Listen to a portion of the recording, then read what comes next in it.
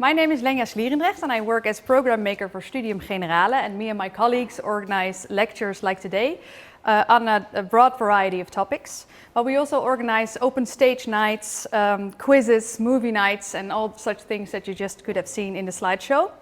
And you can find our events through SG Erasmus on our socials or the EUR website Studium Generale. And today we're going to talk about the extinction of humanity. The apocalypse is a very popular topic in movies and series such as The Last of Us and WALL-E. But why do we like watching our own downfall?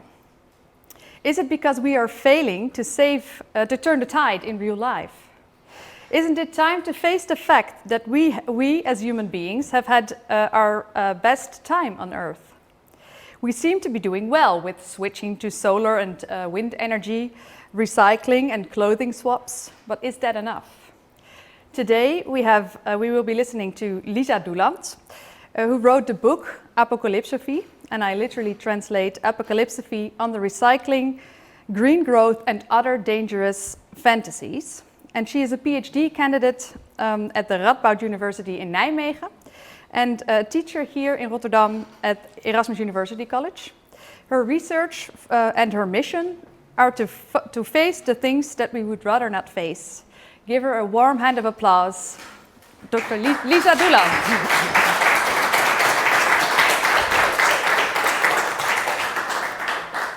Welcome. Well, yeah, thank you for that.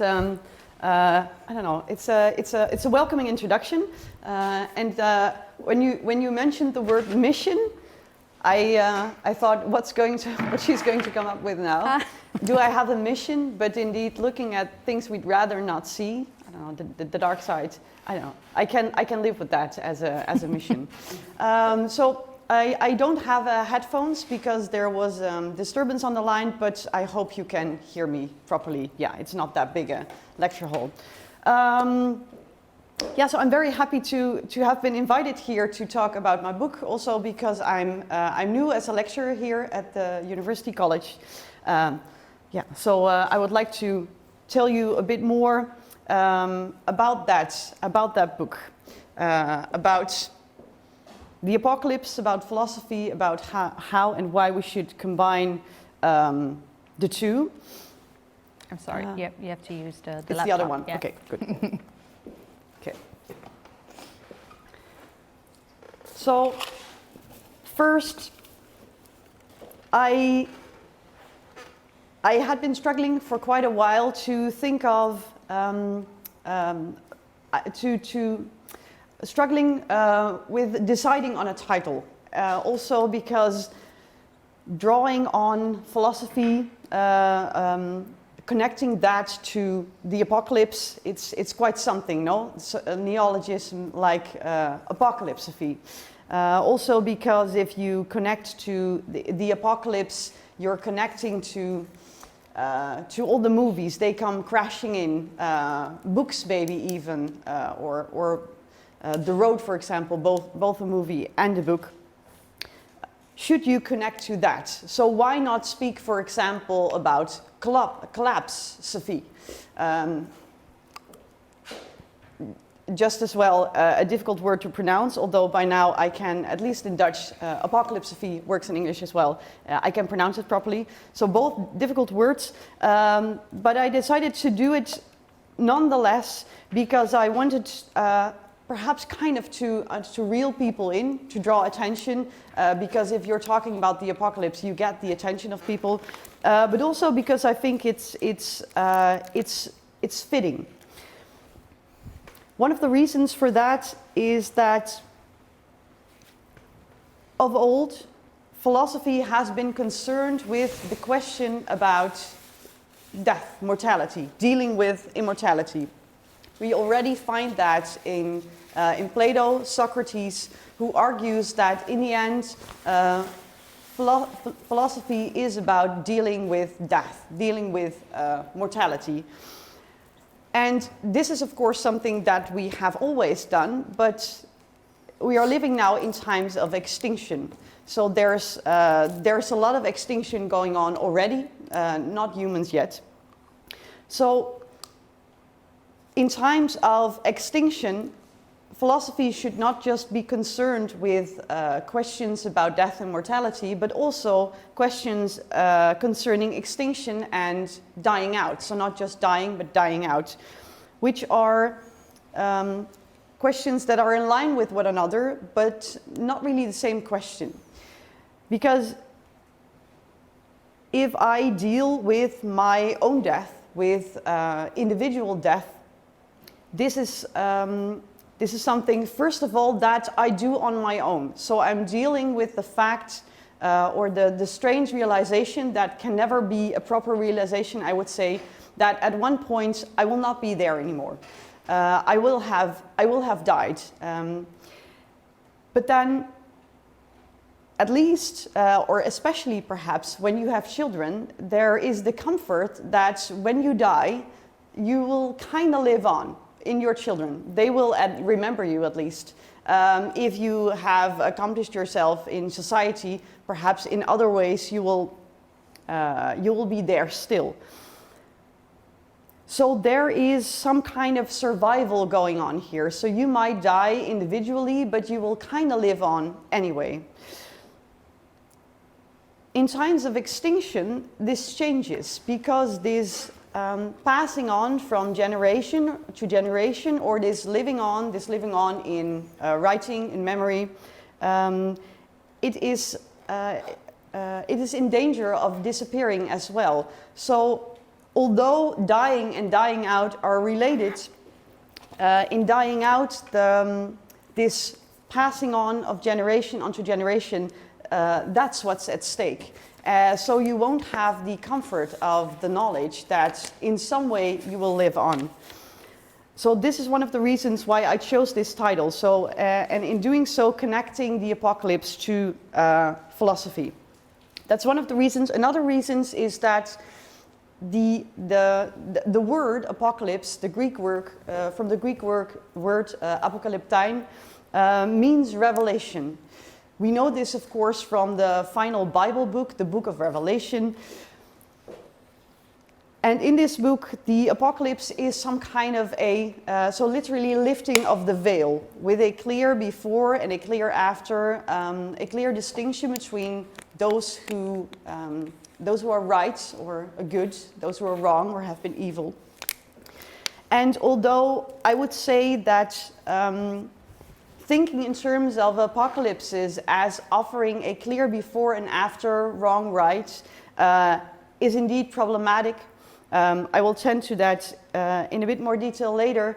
This element of revelation is important, I would say, especially in our day and age, and I have tried to connect this element of revelation to trying to get a feel for the ecological crisis. So what is revealed nowadays, what is revealed in times of extinction, what is revealed that there is,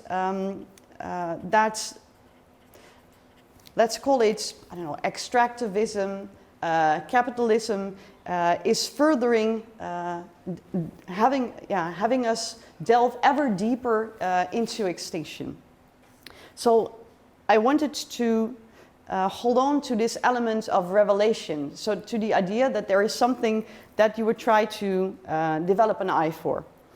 Okay, I need this one. Okay, so this is, I would say, the classic or the popular culture imagination of the apocalypse. So I combined some of them here. Of course, a meteorite crashing in, that would surely be an apocalypse, would have nothing to do with humans. We couldn't have done anything about it. It's just, or perhaps in the case of Don't Look Up, for example, there is an element of humans who could have behaved differently, because I see some people nodding already. So if you've watched that movie, you know that if they hadn't tried to capitalize upon this meteor that contained all these rare earth, or, well, you shouldn't call them rare earth minerals then, but so these minerals and other resources, this could have been avoided. Anyhow, normally this is a catastrophe or an apocalypse that you can avoid, that there's no humans involved. Of course, there's the zombie apocalypse, more of a fairy tale imagination perhaps, or fairy tales perhaps not very fitting. Then it's not really based in real life. Of course, an all-out nuclear war, very much based in real life, it is still looming. So it has been looming since the first test of the atom bomb in 1945. And although it at times seems very far off, it can creep up on us. And again, there is sometimes again this fear of some kind of nuclear war. Of course, now with the war in Ukraine, it's there once again. Putin is holding it above our heads. He could, at some point, use nuclear weapons. And then, of course, yeah, this is then robots taking over. It could also be AI taking over, so not really in physical, human-like form. So these are the classical ways in which we tend to imagine the apocalypse. In this presentation, I would like to suggest that we think of apocalypses in different terms. So we should perhaps think of them not as sudden events with a very clear before and after, but slow unfolding apocalypses. And I think I will skip one slide to which I will return. So yeah, because I do want to turn to Van Cote and de Bie. I'm wondering now, because this is a clip in Dutch, I thought I'd include it anyway because it's very funny. But how many Dutch-speaking are there in the audience? Well, I don't know, half. Okay, more than half. Okay, perfect. That's doable. But before I turn to that, let's start with the notion of the apocalypse that I would like to put forth here tonight, the notion of the slow apocalypse. As Andrew Murray writes in an article about slow apocalypses from 2013, he argues, we have wrongly expected the end of the world would provide the high drama we believe commensurate with our raging passions, our bold aspirations, and our central importance to the universe. We are worthy of a bang, not merely of a whimper. Referring here to this famous quote from T.S. Eliot, this is the way the world ends, this is the way the world ends, this is the way the world ends, not with a bang, but a whimper. And what's interesting here is that Murray connects a certain conceptualization or imaginary of the apocalypse to what you could call human exceptionalism or anthropocentrism. So the idea that we humans are such very important figures, something that is also reflected in the notion of the Anthropocene, for example. So the idea that we are now living in the time of the anthropos, the human being, the Anthropocene.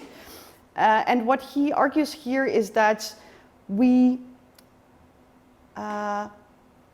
think of an apocalypse to match that. So we think of apocalypses in terms of grand events as well, matching how very important we are. But perhaps we should think of them in different terms. But now I would like to turn to this, this clip from Cote and Bie. It was aired, I think, in 1982, so even before I was born, but I must say it still feels, I don't know, they could have made it today. So I assume most of you know Van Cote and de Bie. What should we call them? They were like, they were commenting on culture in very interesting ways, and they were the ones who came up with another neologism that very much caught my eye and attention: doemdenken. So this notion of, you could call it, in English, it would be translated, I would say, as doomsaying, doemdenken. And this is the first clip, the first instance in which it was mentioned. So let's watch I hope it works. Wacht even. Kan ik hem harder zetten? Ja, ik denk dat dat beter hier kan. Oh ja. Het is absoluut niet zo dat Bier mijzelf nu uit angst voor die derde wereldoorlog uit Nederland vertrek. Nee, maar... Sorry. Totale paniek, ja. Dat is heel hard. Oké. Ik denk dat hij zo goed is. Ja.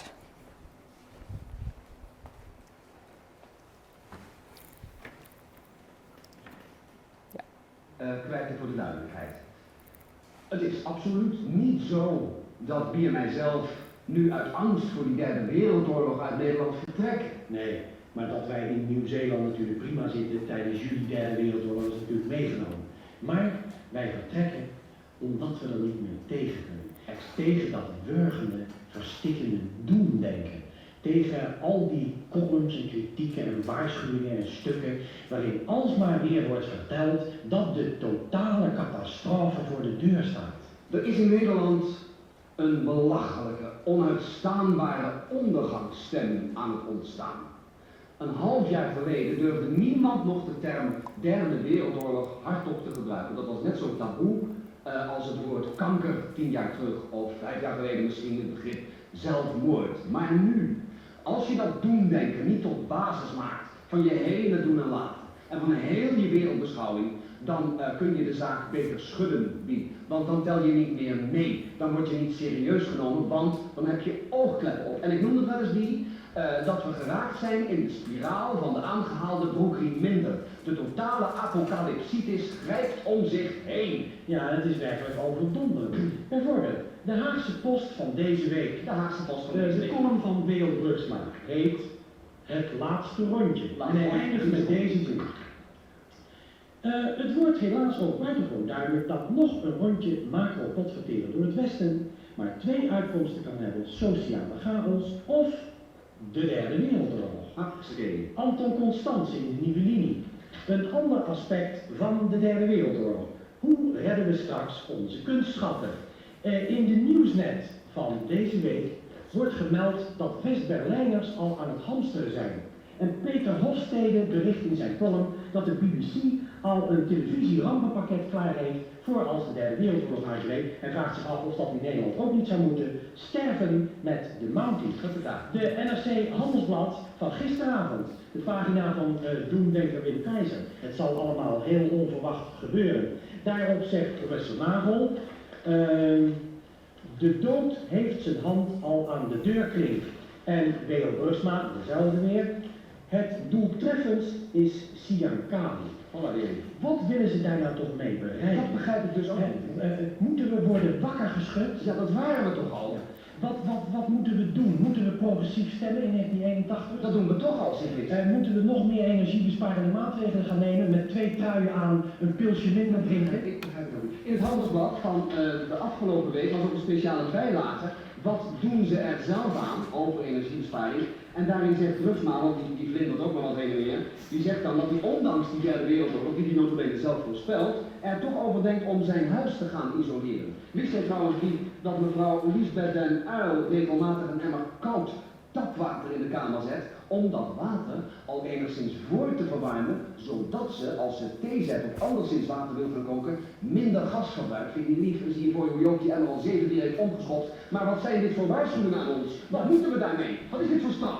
Willen die doemdenkers misschien gelijk krijgen? En zo ja, wat is dat voor een gelijk hebben na de derde wereldoorlog? Dat denk ik ook wel eens. Ik denk wel eens dat ze het lekker vinden. Dat ze een beetje geilen op de chaos. Dat het SM-gevallen zijn. Ja. SM is het. Ja, kijk, wij weten ook best dat het er allemaal niet zo best voor staat hier. Maar als er nou geen ander uitzicht wordt geboden dan de totale ondergang, dan drijf je de mensen tot zelfmoord. En je ziet ze in Nederland alweer doemen aan de horizon, de horden suïcidegolven, want alles moet begeleid worden, mensen weten niet beter. Dus ook die zelfmoord, die wordt weer officieel begeleid. ja, of je krijgt een doe-het-zelf rage, een Siankali. Ja. Wie biedt er nou eindelijk eens een ander perspectief? Geen De politici, daar komt geen zinnig woord meer uit. De doktoren, dat zijn dealers in slaapmiddelen geworden. De geestelijke leiders misschien. Terwijl Amsterdam kraakt in zijn voegen, worstelt de gemiddelde dominee nog met de 60er jaren. Okay, so this was more than 40 years ago. There was this, I don't know, this feeling of doom already then, fear of a Third World War. Perhaps we're feeling like that once again. Or perhaps we have already, I don't know, kind of started moving into this Third World War. Perhaps connecting to this idea that there is a that we should think of apocalypses in terms of slowness. Perhaps we should think of wars in terms of slowness as well. But I'll leave that for now. So, why is it important to think in terms of slowness? And why also have I chosen to accompany it with this image? Do you know what we're looking at? Yeah.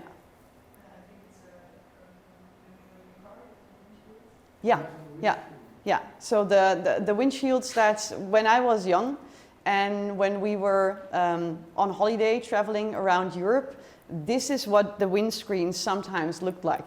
And then we had to, I don't know, stop for gas too, or oil, benzene. And we also had to clean the windshields. And this has changed. So I think it was in 2018 or 19, research was published on the dying out of insects in a certain part of Germany.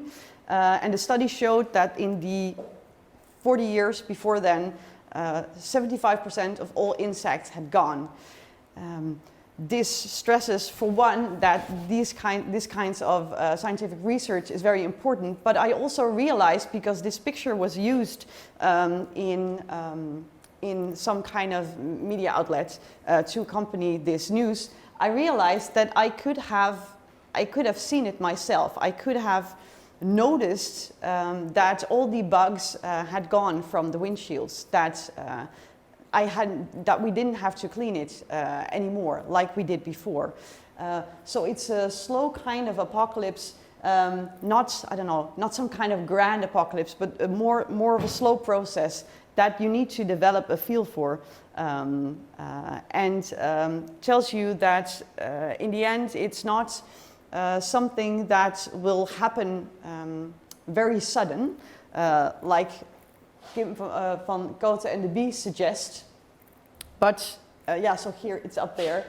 So one of the things they argued in this short clip, so if you cannot understand Dutch, one of the things they argued, it will all happen very unexpectedly. So this doom that awaits them then too in 1982, this Third World War, it will all happen very unexpectedly. Well, perhaps it will not. Perhaps it will be something that we hardly notice. Perhaps it's already underway. When we tend to think of an apocalypse too, we tend to think of it like an all-encompassing event, like it's the world ending. Whereas you can also think of it as the ending of worlds, which is already happening. There are ecosystems collapsing, there are people dying in the Mediterranean Sea, there are people dying in Gaza. There are whole families, generations wiped out in Gaza. These are apocalypses, I would argue, too. But they're not the end of the world in a grand sense. But they require our attention even more so, because while we await this grand event, in the meantime, all these apocalypses are taking place anyway. So it will not happen very unexpectedly. We're already in it. I would say that that this notion of slow violence or slow apocalypse is connected to the notion of slow violence by Rob Nixon, an environmentalist who tried to find a way to think in terms of violence, also of processes that we tend to not conceive of as violence. So the slow decay of the environment you're living in, the way in which your environment is polluted. For example, when you are living near, so who knows what we're looking at here? What is this? It's in the Netherlands. Does anyone know? It's not Tata Steel. Chemours, yeah, indeed. So Chemours near Dordrecht, people are inflicted by what Rob Nixon then would call slow violence. So there is PFAS in the environment. The PFAS gets into the water, into the bodies, into the chickens, into the vegetables people grow there. And this is something that should be conceived of as a form of violence too. At least according to Rob Nixon, and I follow him here. So then you have to rethink violence, not as something that is very close by, very easily recognized. It's not someone punching you in the face, but there is some kind of violence inflicted here anyway. And it's something that stretches out in time and in space. It might be a violence that I, through my body, through the breast milk that I once gave to my son, might have inflicted his immune system and inflict some kind of violence on his body at a later date. So it's important then to also conceptualize that as some kind of violence, also because then we can rise up against it. Just like we should, I would say, find a way to conceive of all these processes of world ending nowadays as apocalyptic and as something that requires our attention, not something that will happen in a future date that we can, I don't know, wait for to happen. It's already taking place. Okay. Another thing Gautam B mentioned in this clip, should we be awoken? But we were awake already, right? So this is this idea that the apocalypse is something very sudden that will awaken us.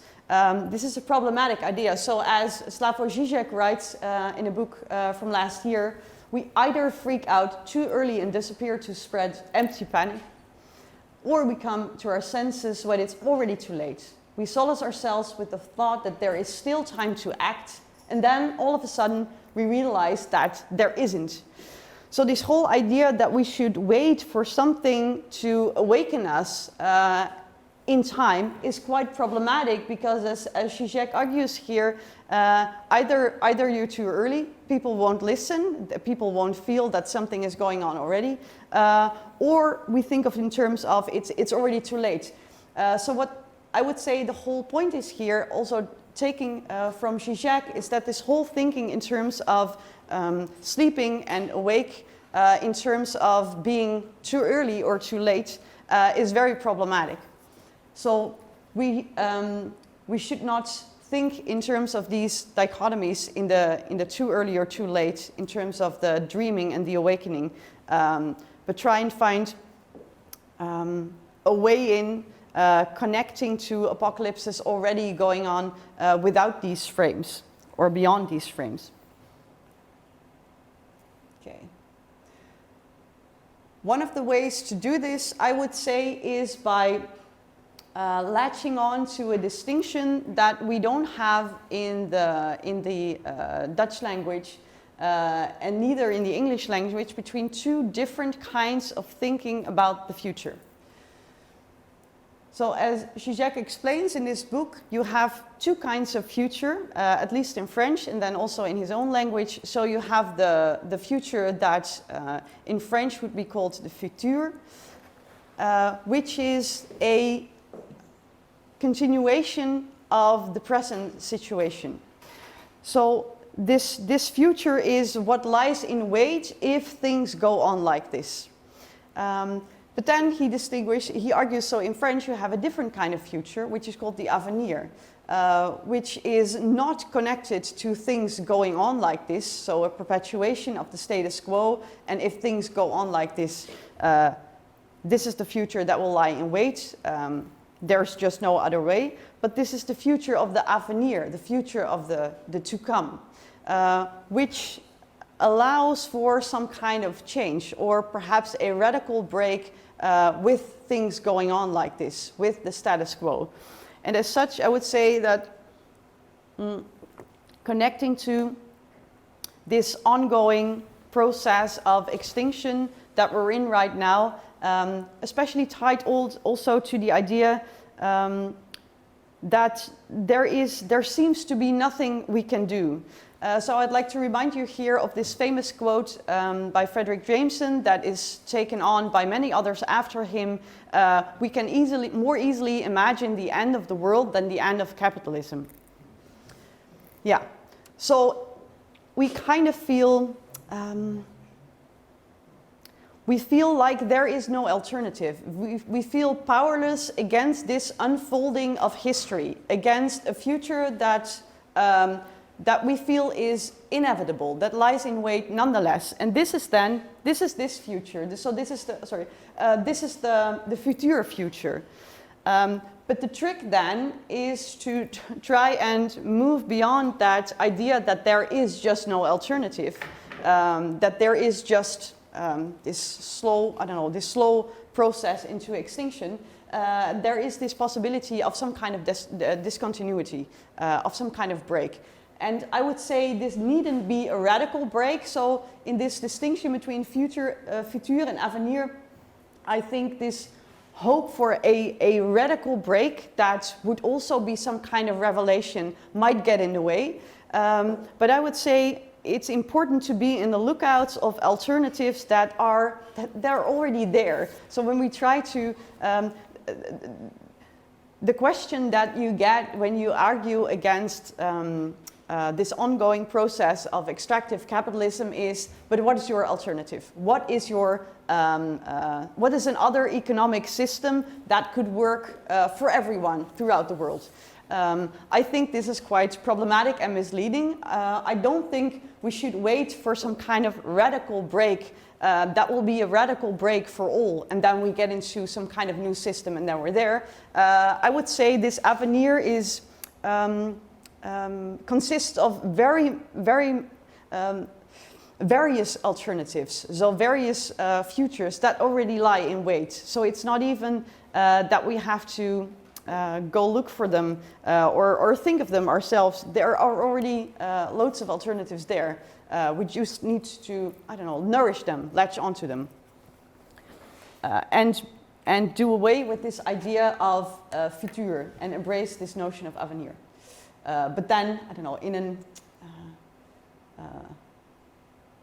in a discontinuity, so in a sense of a break that consists of very many different breaks, plural breaks. And then this might be possible. So this is a recapturing of the 1968 protest movement slogan. So another world is possible. Perhaps in this day and age, the slogan should read, and this is then some kind of, meme or graffiti thing that has popped up around the world. Another end of the world is possible. So yes, we are living in a time of ends. Things are ending, but it's not that there just lies this one end in wake. There are different ends of the world possible, and we should try and latch onto those, imagine them, nourish them. Okay. So another thing Gautam B mentioned in the clip. Do they want to be right? Or how do I translate this properly? Willen ze gelijk krijgen? Do they want to get their way? What kind of... can anyone help me out here? How do I properly translate? Can we prove their points? Prove their points. Yeah. Yeah. Yeah. Yeah. Yeah. Yeah. What kind of right is that to get? Or what is point is that they're making?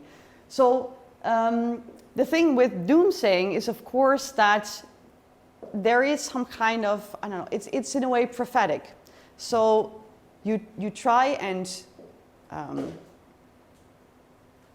speak doom, say something about a doom that you think will lie in wait. And the hope is, of course, that others will listen to you.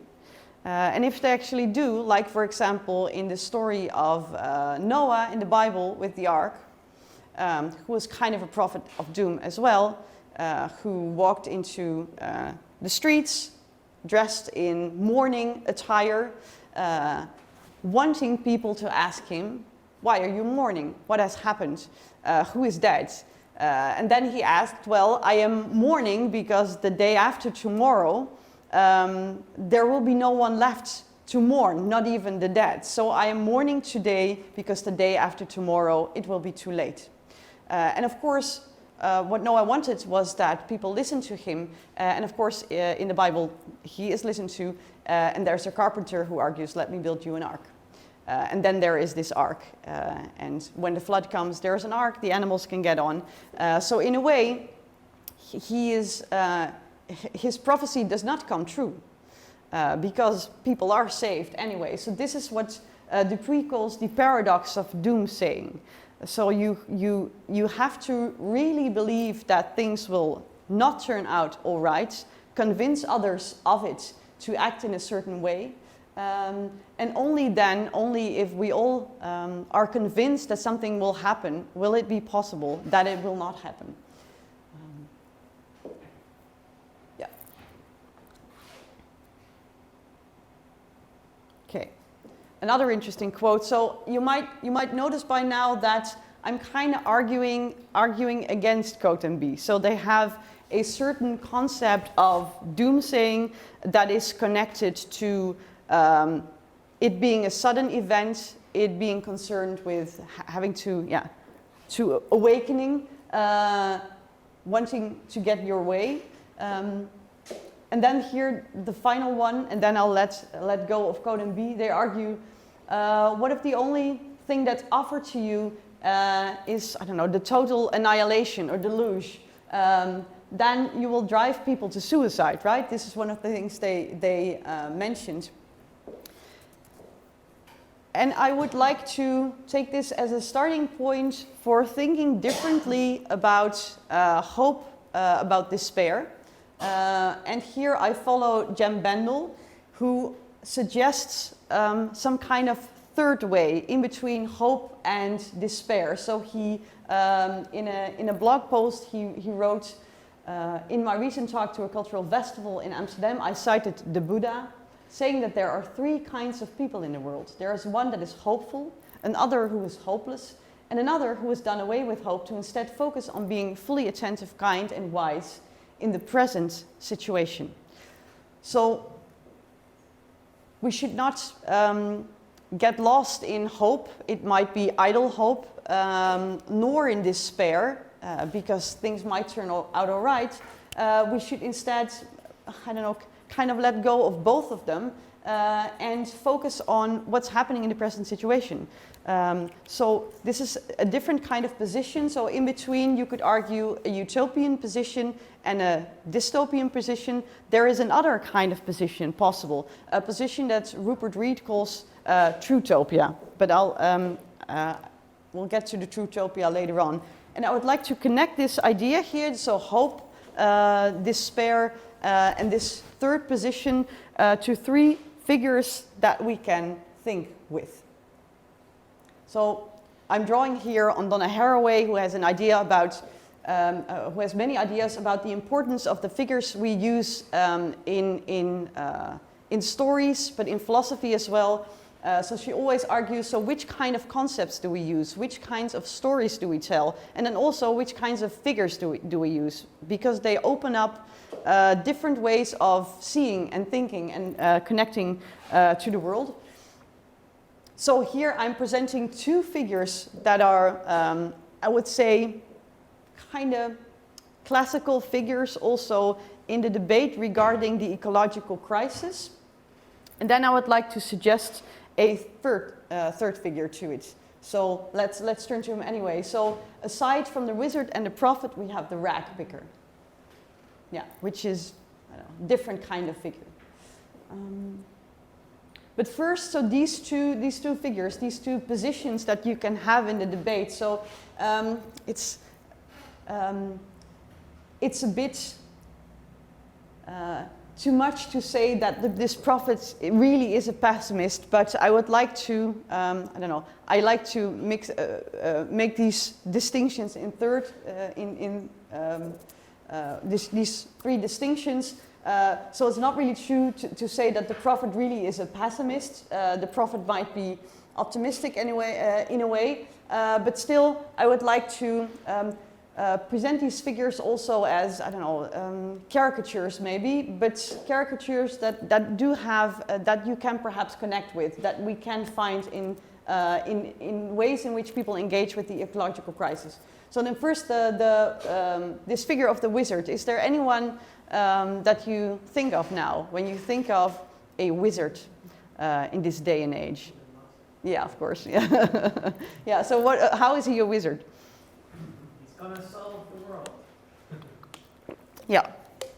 Yeah, he's gonna solve. Or the world. I think he wants to go to Mars, right? So perhaps it will all go to shambles here, but then we'll go to Mars anyway, or he will, not we, because it will be for the happy few, of course. I think as well, maybe it's just me, but right now you have a lot of people in Silicon Valley and all over the world pretty much who believe in science, and ChatGPT will help people, and we will have electric cars, it will be best good for the environment, but then like there are so many flaws in every plan, and there are so many unconceived misconceptions which plague this whole idea of the wizard, right? Yeah. Yeah, so the interesting thing is, of course, he's a wizard, right? So we know wizards are kind of, we know it's a fiction. It's a kid's tale. And we want to believe it. So I want to believe in wizards. I very much wanted to believe in Harry Potter. I love stories like that. And of course, I know it cannot be like that in real life. So in a way, wizards are illusionists. They sell us things that we would really like to believe. So when you mention AI, just the other day, someone explained to me, so I was in London and I saw an Amazon store. And I realized, oh my gosh, this is one of these stores where you just walk in and then you take your food or whatever, and then you don't even have to pay, I think, because as soon as you leave, there is some account over there and it will be deduced. And the idea is it's AI doing everything. So if I take something off the shelf, it's measured that it's me taking something off, etc. But in real life, what is happening, apparently the AI is not as advanced yet. So there are thousands of people now in India somewhere who have to check all the images to make up the bills. So this was, the person found out this was the reason why you're only getting it only gets deduced from your account, I don't know, 4 days later, because there's actually people working checking all the footage. Yeah. So I would say we know deep down that these wizards are telling, they're illusionists, but we really like to believe them. And the prophet is, of course, a different version. We might fear that the prophets, that they're telling things that are true, but we rather not listen to them, of course. And then this wizard is very much a fairy tale figure, so rooted also in that tradition, I would say. A prophet is a biblical figure, a pessimist, a dystopian, you could argue. And this is why I really like to add a figure that is not as grand, and that I would say is also an important figure to think with and from in times of ecological crisis. So the rag picker, I would say, as opposed to the wizard and the prophet, so he's not an optimist, he's not a pessimist, he's a realist. So this is a reference again to Don't Look Up, of course, right? So look around. So he's looking around, whereas the wizard says, look ahead, you know, it's all going to be fine. And the prophet says, oh my God, look out, look up. But the rag picker looks around, and he could be conceived, I would say, as what Rupert Reed then calls this trutopian. An interesting notion, this notion of trutopia. So again, some kind of third way. And Rupert Reed too tries to make us deal and pay attention to what is actually happening, to what is actually going on, not something that we fear will happen sometime in the future and try and avoid, or what we hope might happen in the future and will strive to realize. But keep your focus on what is actually going on right now. Be a realist in that sense. The only problem I would say with Trutopia is that he connects it to the idea still of some kind of way that we would like to, route that we would like to follow, some kind of path to get us somewhere. And I would say that a Trutopia should really be concerned with paying attention to what's happening right now and trying to muddle through in a way. So a Trutopian stays true to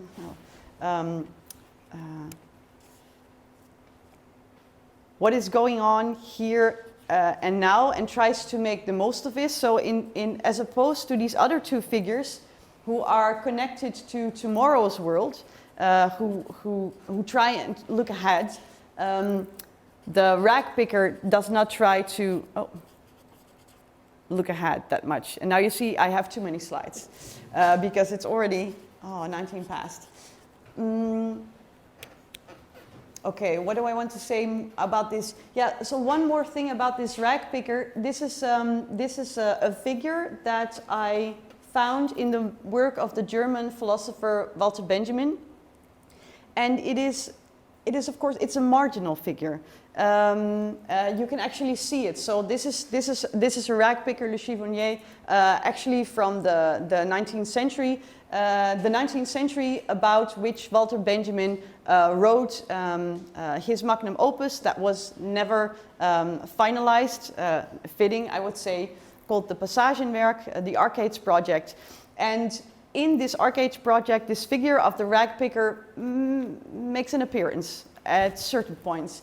And the interesting thing is that what Benjamin tried to do in this Passagenwerk is get a feel for Paris in the 19th century, but specifically the Paris arcades, which were like shopping malls avant la lettre. So yeah, these cathedrals of capitalism that came into being then, into which we were first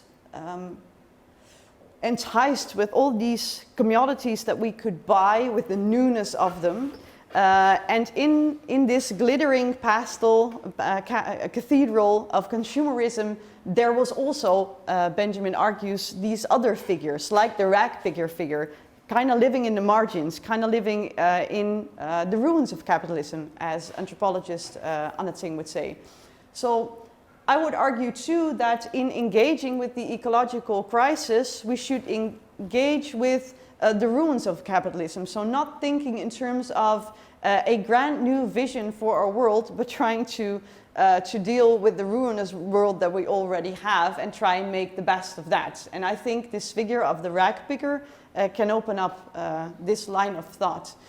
So then I would say this is a Trutopian would be someone who tries to live in the ruins of capitalism, not make it a new, you can try and make it your home in a way, but not returning to glittering castles, not even a green electrified new world, because as the rag picker would know, this green new world too requires sacrifices of others, of people, of ecosystems, because of course these rare earth minerals, they have to be dug up. They tend to be located in areas in which vulnerable humans and non-humans live, that have to make way for it, and we have to dig it up to realize the European and the Northern European Green New World. So this would not be an actual alternative. This would be, in fact, a deepening of the ecological crisis, a deepening of extractivist capitalist practices that are in place still. And then I'm going to skip a load of slides. Yeah, so I can't resist. So this could be an embodiment of the rag picker too, because of course the other, it's a human being once again, right? It was even a man, a white man at that. So why not imagine this rag picker like this albatross chick that died because of all the plastics that its parents had fed it somewhere on a small island in the Pacific Ocean. Mind you, we could also identify with this bird because we ourselves are rag pickers, whether we want to or not. If we're living near Gemoer, for example, we're rag pickers of PFAS even more. So there's an unequal distribution, right, of rag picking, and it's also something that you're not. It's not really something you can choose. It's perhaps something that we are, whether we like it or not. But perhaps we shouldn't even think of it as one individual, but as, I don't know, something that is, from which we are not clear, is this a community? Is this an individual? So we're looking at mycelium, some kind of root system, fungi, schimmels, fungi. In the soil, trying to eat from the soil and then nourish it back. I would say the rag picker could perhaps also be a non-human figure who knows how to nourish its environment, which would be a way to break with extractivist, capitalist, objectifying way of relating to your environment, because there's reciprocity going on here. So this mycelium is actually nourishing its environment. Perhaps we could learn from that. And then finally, because I cannot resist, I would like to turn to one problematic green fantasy, this notion of the carbon footprint, and say something about why I think this is such a problematic notion. So again, Zizek, very interesting ecological philosopher, I would say, in a documentary from 2008 argues that ecology addresses very real problems but mystifies them. So he argues ecology is like the crucial field of ideology then, and now still, I would argue, and it, so in trying to deal with ecological problems, we tend to move in the wrong way. This would be a wrong way. Why? What is the problematics with carbon footprints? For one, we lose sight of systemic issues when we focus just on our own individual carbon footprints. We feel kind of guilty and vulnerable because of that, and we want to do away with that guilt. It's not very weird that the idea of the carbon footprint was popularized by British Petrol in the 1990s. So this was an oil company that knew we need to kind of divide people and pit them up against one another. How to do that, have them feel very guilty about their own being implicated in using oil and other fossil fuels. This would be the way to do it. And then what you see is that around, so we have carbon footprints connected also to thinking in terms of CO2 as something that can help us get a grip on the ecological crisis. So if we have an idea about our own CO2 carbon footprints, we might be able to deal with the ecological crisis, and we might have companies deal with the ecological crisis. The thing is that, so CO2 then becomes some kind of fetish. Fetish, I would say also, and this is a nice way to connect to food fetishes and ecological footprints, because when you have a fetish, if you look at it from a psychological perspective, there is a way in which you just cannot deal with the whole person that you have over against you. And so instead you focus on something that you can actually deal with, that is manageable, just the foot. And you deal with that. You sexually fantasize about that, just the foot, not the whole human being. The whole human being is just too much for you. And I would say in times of ecological crisis, we just cannot deal with the ecological crisis as the whole. We think it's too difficult, too complex. Of course, it is difficult and complex. But when we try to reduce it to CO2 and fetishize CO2 and hope that when we can make our own carbon footprints as small as possible and have companies, I don't don't know, reduce their CO2, then the problem is solved. But of course, it's way more complex than that. It's not just the problem of CO2 rise in the atmosphere, it's also ocean acidification, biodiversity loss, soil degradation, etc. But the focus in the debate around the ecological crisis, that is then mainly called the climate crisis or the climate change, maybe even still, is that we tend to try and whittle it down, make it manageable, also make it marketable, because of course you can trade CO2 credits and etc. So it very much fits the capitalist system. So, final words, I would invite you all to dare to engage with the ecological crisis that is also an extinction crisis in all its difficulty and complexity. Try and muddle through in the rag pickers that you are, whether you like it or not.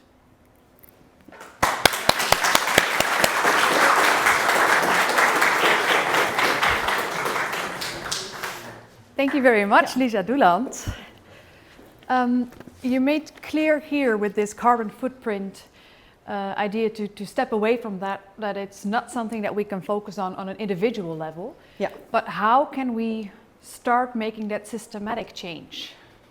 Where do we start? Yeah, we can start in many different ways. I would say, I imagine that most of you have already done so. You could, I don't know, is my laptop here? No, it's not mine. I don't know. I, at one point, joined Extinction Rebellion, although I must say that I haven't.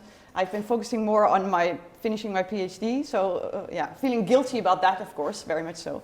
But you can do many different things. Go into politics, perhaps later on, sabotage oil infrastructure. There are many things that you can do. Yeah.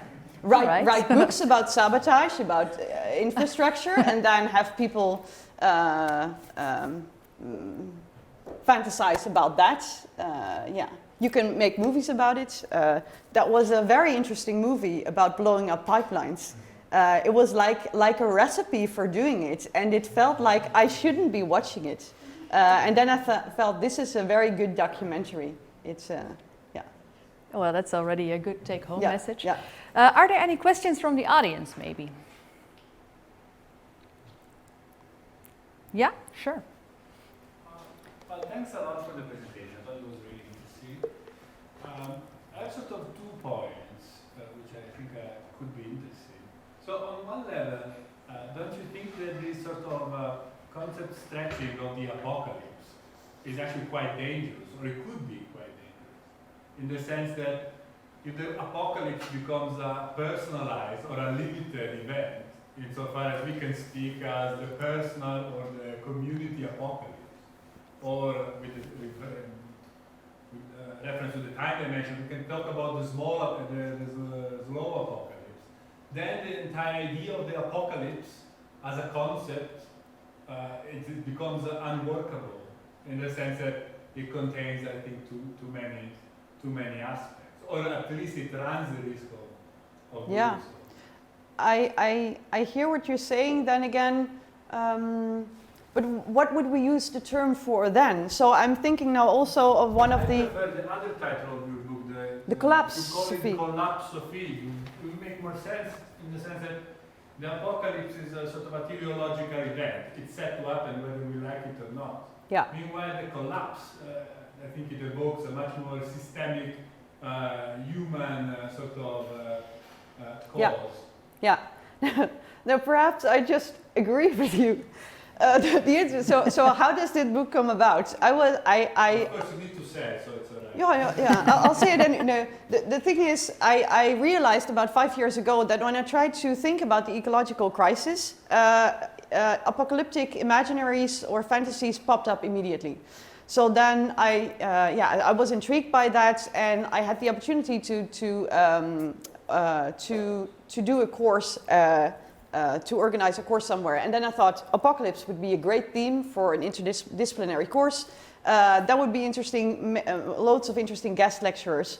We'll do it. So I have been doing that course for 4 years now, and then from that course, this book, I don't know, it's what developed out of it. And then later, but then I had already handed in it into my publisher, I came across collapsology, which already was a thing. I missed it.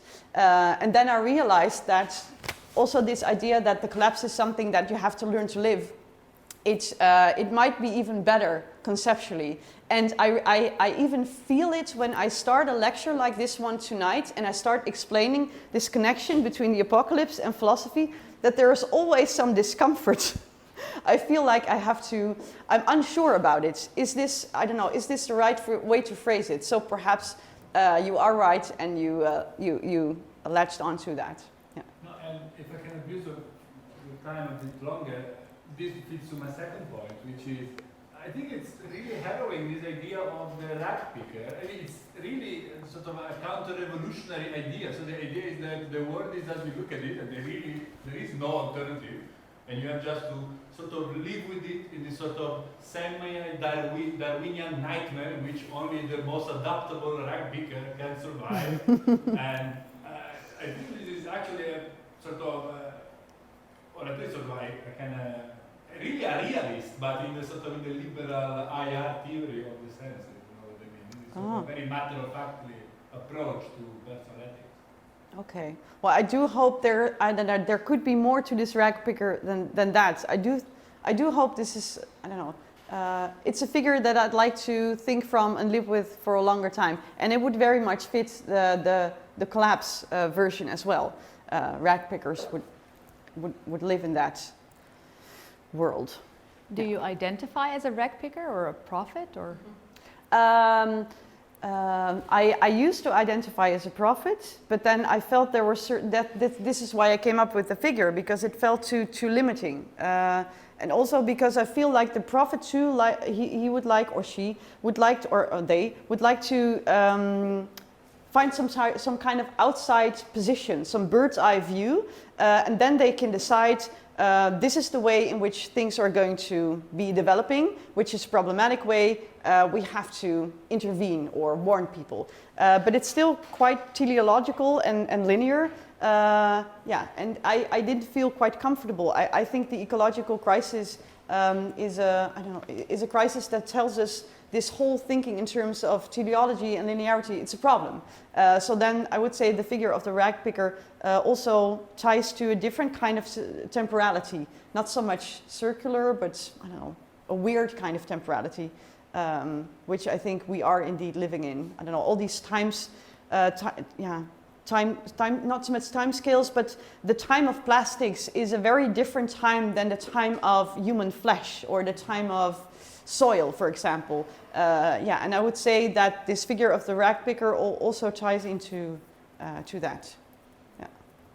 Are there questions? Yeah. I was quite curious actually when you said something about, like, for example, what kind of action did you take? And you said something about join Extinction Rebellion or do this or do that. Yeah. But then I wonder, how is that more? Does that identify more as a rag picker then? Because to me, something no. that's a Yeah. radical, kind of change. I don't know. This is the. I like to say things like this because it sometimes makes people quite uncomfortable, me included. No, but a rag picker would do different things. A rag picker would do more community-based things. Would try and live with others, live with, I don't know, materials also in a different manner. So no, a rag picker, that might be problematic too from this rag picker figure. It's not, at least at first sight, it's not a very political figure. But with Walter Benjamin, there you can get to more political layers because in his work, the figure of the rag picker brushes history against the grain. So he looks back to history, that is, in Benjamin's terms, always the history of the victors. So, yeah, those who live to tell the tale. But then the rag picker goes looking in different ways, and he finds that history could have moved in a different direction. Things might have turned out otherwise. You see these potentials, these alternative realities there.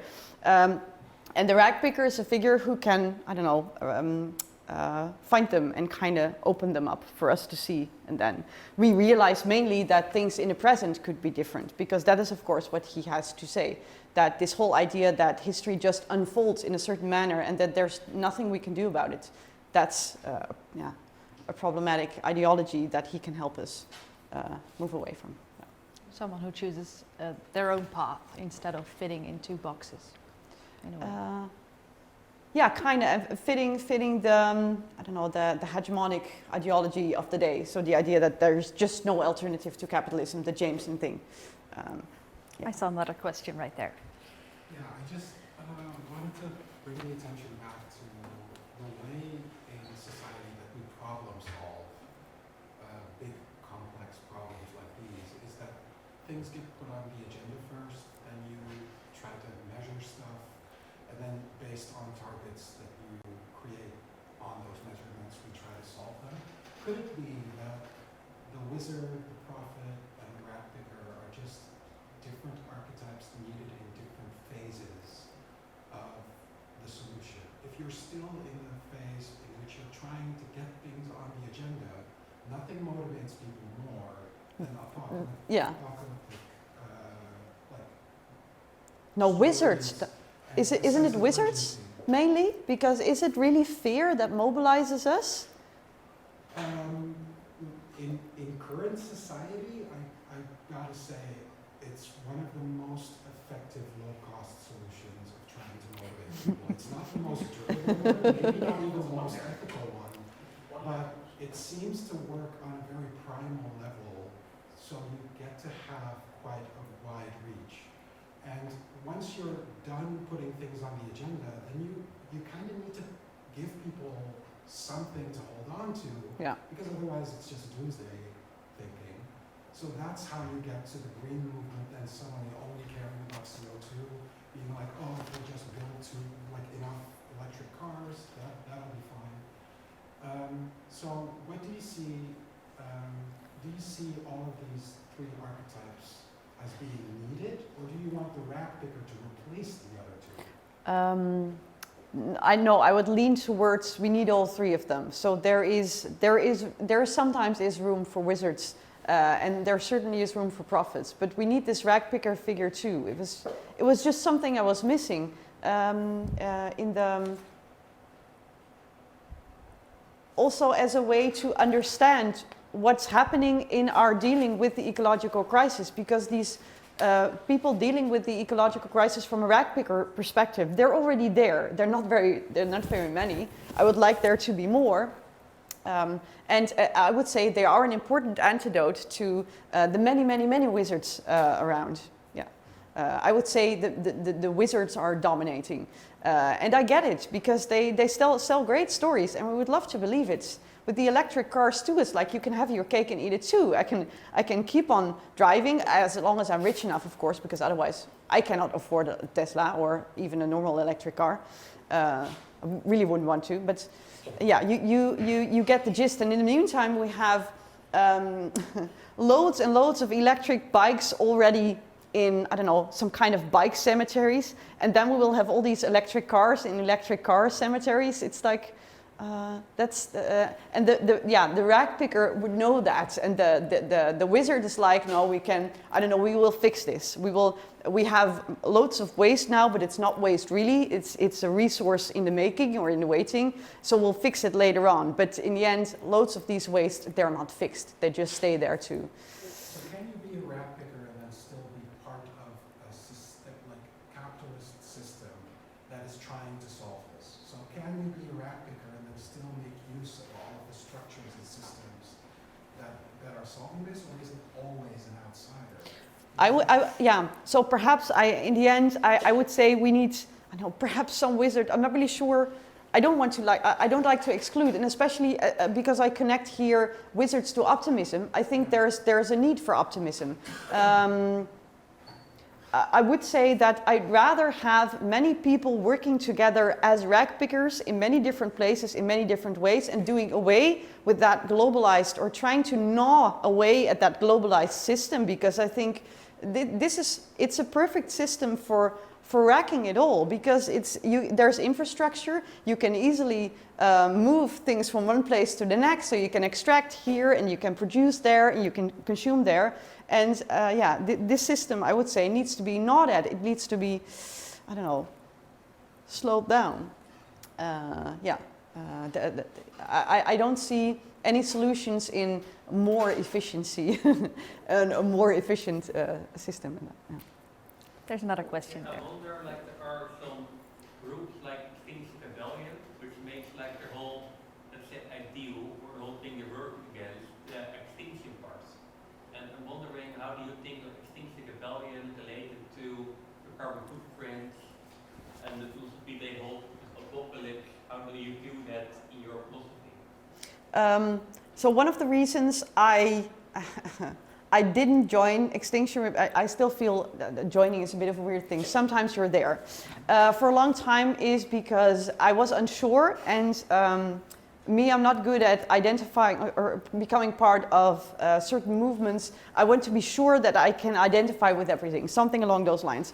So I could have plenty of problems with things regarding Extinction Rebellion, but what I think is very important in the way in which they're doing it now in the Netherlands is that there are very specific things that they put their mind at in changing. So again and again, asking that something is changed about fossil fuel subsidies, which is an important thing.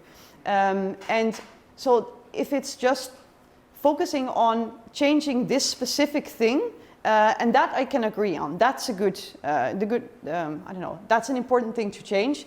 However difficult and complex it might be. But again and again, we must say, it's very weird that this is happening. This should never have been normalized and institutionalized, and how can we move away from that? So, but what made me join in the end was just that I felt as a civilian that the criminalization of climate activism was starting to happen in the Netherlands also, and in the UK it's way worse already. So when these 8 people were arrested a week prior to the protest last year in January, it was just, I don't know, I as a Dutch citizen feeling that climate activism should not be criminalized, I'm there.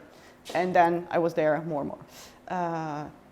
So then I wasn't there, a part of that protest as a philosopher, I would say, but at that point as a citizen, and at others perhaps as, I don't know, a mother or, there's all these different roles that you can, that sometimes maybe even conflict. Of course, as a philosopher, I went to bird's eye view once, perhaps a bit.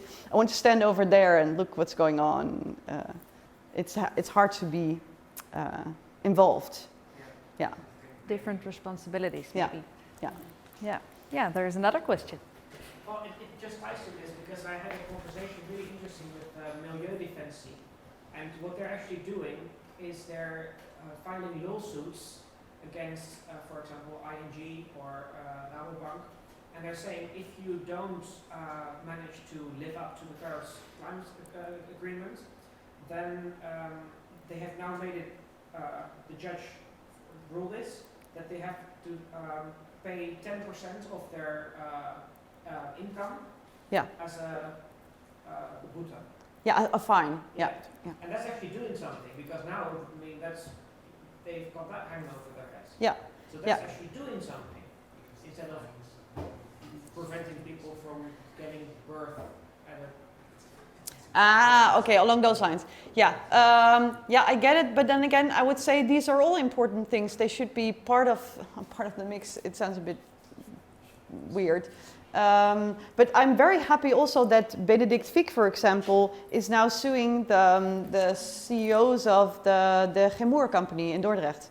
I think it's very important. I do hope that CEOs like the one from Chemour and also Tata Steel and in other places that they, and in Limburg you have quite some chemical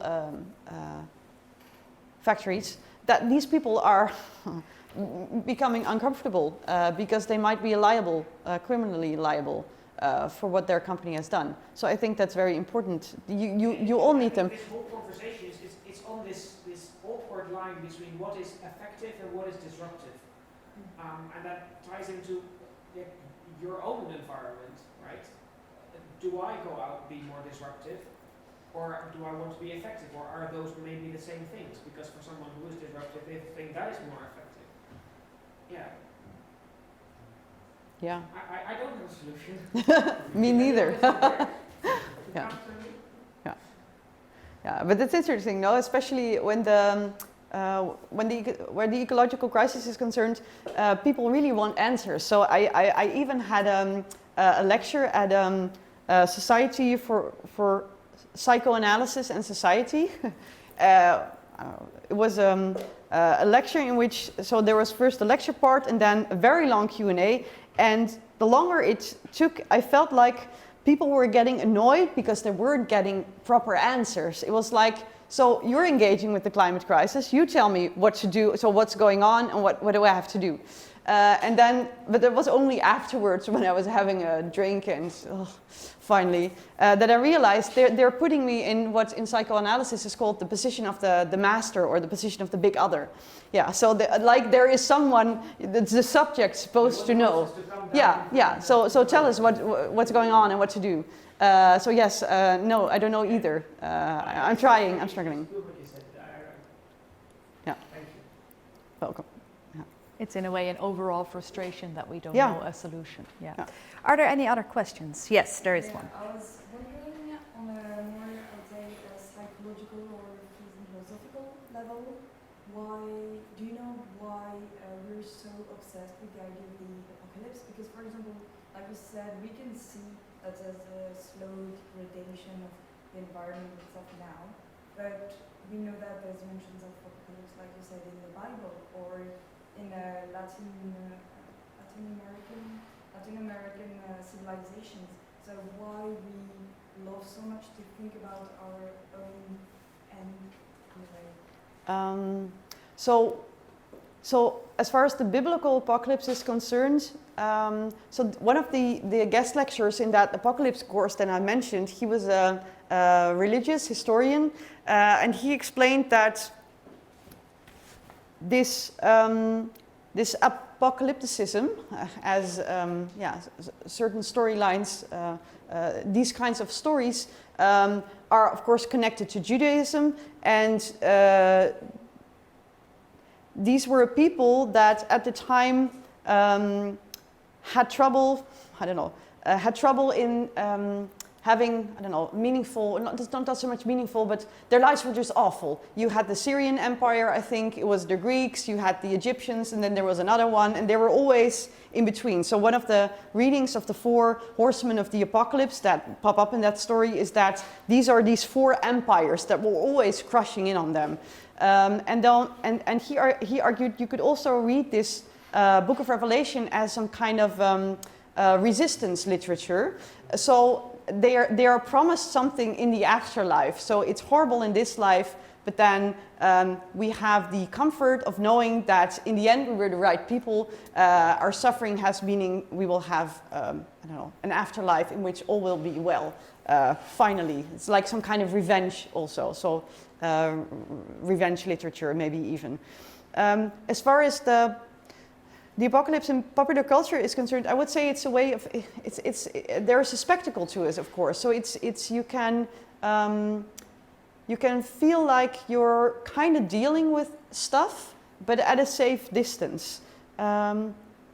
So there is this imaginary end of the world, and you see people struggling in it, and you identify with these people, and perhaps you kind of think you're in doing so preparing for that, but it's at a safe distance. And also there's the comfort that it still hasn't happened yet. So the apocalypse is something that hasn't befallen you yet, which is a nice, yeah. So I think it's because of because it's a spectacle and because it's at a distance. It's something you're looking at, which is nice. Yeah.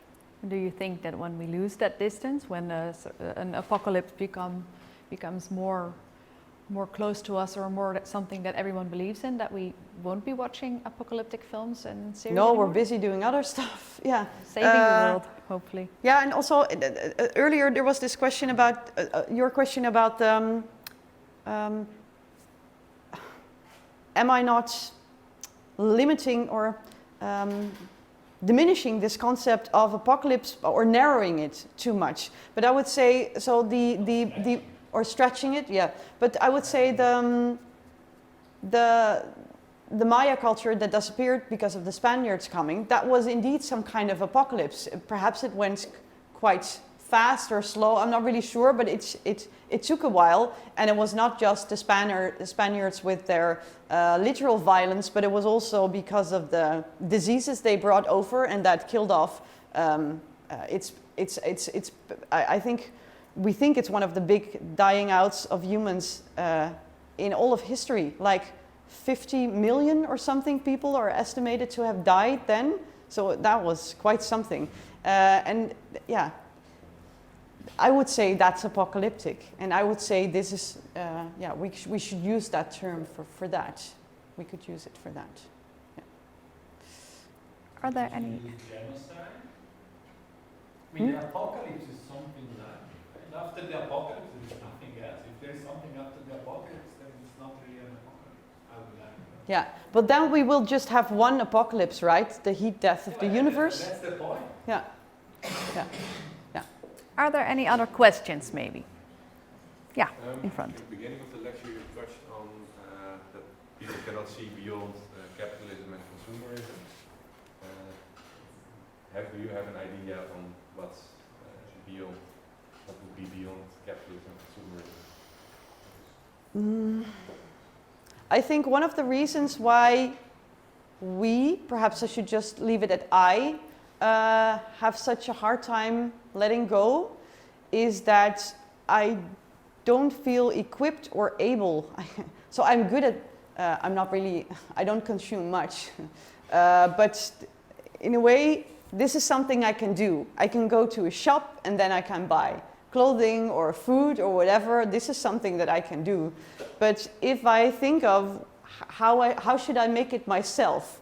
How can I make wool? So I actually learned how to make wool in high school. I was at a Waldorfschule. So then I'm fantasizing about, okay, so I could buy a spinning wheel and I could do that once again, but it's kind of hard to imagine. So I don't know how to grow crops. I don't know.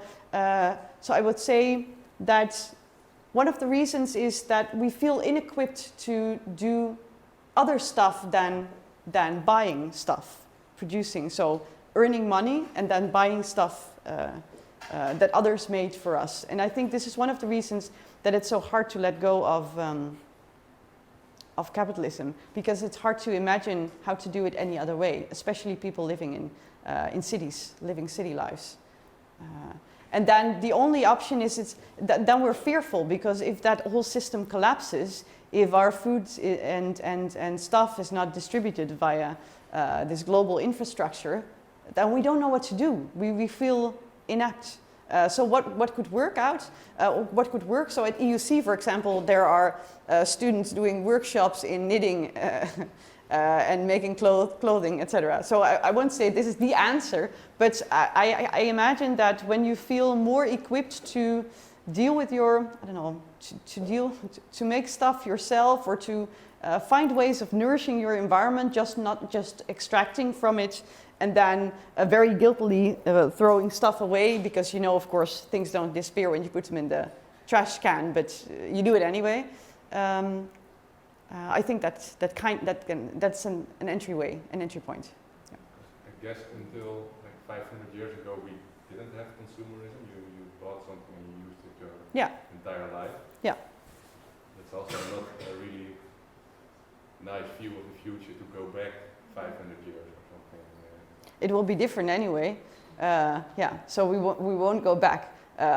We will, I would say we will, whether we like it or not, be living in the ruins of capitalism. The question is, so how can we make the most of that? And the longer we try to not live in the ruins of capitalism, the worse it will get. That I do know, because then there will be even more cemeteries of e-bikes and electric cars and etc. Yeah. so more towards avenir instead of future. Yeah. There, I see. Yeah, well, I saw several hands. I'm going to pick the person who didn't ask a question before. I'm kind of wondering with those topics, because obviously I'm here, so I'm interested in this topic very much. But I've also been to another lecture about eco-anxiety, because I'm really interested also in the whole psychological aspect of it. And for me, it's always so hard to, like, the way I'm supposed to deal with this. Because for me, it's like a very much like I really deal a lot with it, because I think as, like, when you start thinking about it, you just dig deeper, there's more stuff coming up and more and more and more. But it's like very unsatisfying because you feel like you know so much and no one else really cares about it. But then on the other side, you can just close your eyes obviously and not think about it, which is obviously also not the right way to do because you want to change something about it.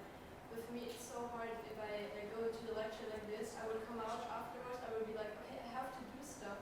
But then I know like a week later, I would be so disappointed by the fact that I'm trying and I feel like still nothing really changes.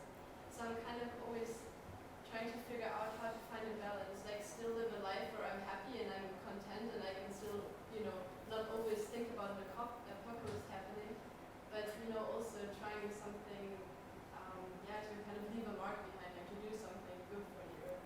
Yeah. Welcome to the human condition. Yeah. How do we stay sane? Yeah, I can relate here. You try and let things in, and you try, yeah, but there's no, yeah, there's only changing small things, and also, especially, I don't know about you, but the last couple of weeks, sometimes it's just too much. I cannot let it in anymore. So then I realized that the only way to be of any nourishing value is to try and make sure that I can deal with things anyway. And that also means not taking on too much, not feeling too guilty to not, for example, yesterday evening not go to the protest in Amsterdam where I live, because then I feel like I should go there now, I should be there, but I had been working already the whole day and the whole day today and this evening, so it was just not doable. But then I feel that I should have been there anyway, so trying to find, I don't know, strike a balance there, and then feeling content, lying in bed, watching some Star Trek, I think that's a good thing to do. Yeah. Oh. I think it's just about like you have to really find that balance, because for me, I would start to feel guilty if I would not like take a break from this whole topic, but sometimes I just can't. Like if I would listen to the news every day, which is very, very depressing, like you still have to be, happy, because otherwise you also can't help. Yeah. So yeah. It's just like how to do better. Yeah. Yeah. But a student of mine is doing her bachelor's thesis on eco-anxiety now too, and exploring if communal meditative practices might help. So she did a communal practice with other students in dealing with several issues related to climate anxiety. And I think, she still has to hand in the final version, but I think it helped there. So, and so here self-care is very important indeed, because if you feel that you're part of a community, strengthened by that, connected to others, non-humans included, then then you can actually contribute something. I'd like to leave it at that. I know that there were more questions, but maybe you can come up to the front and ask it in person here. Thank you once more for your interesting lecture. Lisa Doeland, can I have a warm hand of applause again?